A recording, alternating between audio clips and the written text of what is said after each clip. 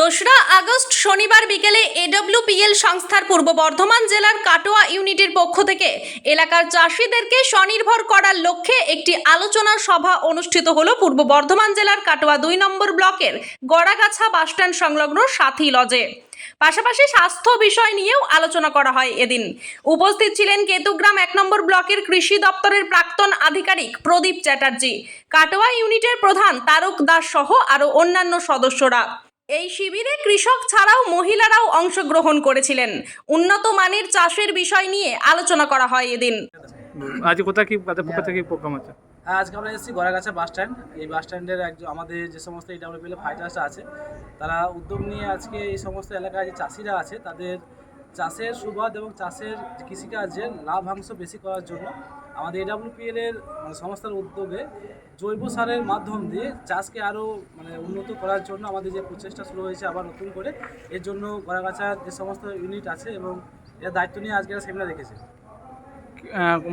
চাষিরা কত মানুষ এসেছে অনুষ্ঠানে? হ্যাঁ, গড়াগাছা থেকে আমাদের এডব্লিউপিএল সংস্থার মাধ্যম দিয়ে চাষ অলরেডি শুরু করে দিয়েছে এবং চাষিদের কাছ থেকে রেজাল্ট পাওয়ার পর যে বিগত দিনে চাষ যেভাবে করেছিল আমাদের রাসায়নিক প্রক্রিয়ায়, সে তার থেকেও লাভাংশ বেশি এসে জৈব প্রক্রিয়ায়, তার জন্য এডব্লিউপিএলকে অ্যাকসেপ্ট করেছে এবং এই এলাকার সমস্ত মানুষ একসাথে যৌথভাবে আজকে একটা সেমিনারের আয়োজন করেছে।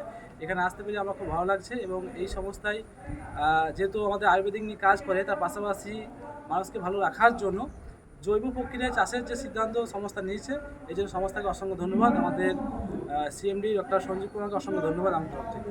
আপনার নাম পরিচয়? Tarak Das, Katwa. Chemical fertiliser, chemical পেস্টিসাইডের দাম যে দিকটা বাড়ছে, ওই দিকটা যদি ভাবে তাহলে কিন্তু আমাদের দেখো সারের দাম দিতে পারবে। তারা আমাকে খরচটা কীভাবে কমাবো সেই চিন্তা করছে, সেই তুলনায় কিন্তু এগ্রিকালচার প্রোডাক্টের দাম বাড়ছে না, চাষের ফসলের দাম বাড়ছে না। এখন গভর্নমেন্ট থেকে ধান কিনতে এবং ধানের বাজারটা একটা জায়গায় দাঁড়িয়েছিল, তাহলে এখন সরষে থেকে 180 টাকা লিটার। যে আমরা সরষে বিক্রি যখন উঠতেছিল তখন আমার প্রায় 5-5.5 টাকা কুইন্টাল। তাহলে এবার ভাবো কিছু মোড়ামুখর মানুষের কাছে কিছু মানুষ চলে যাচ্ছে মাঠে দেখো সেখানে যে এইভাবে চাষ করা আমাদের মানে আপনাদের 500 টাকা তাহলে কি করে যাবে?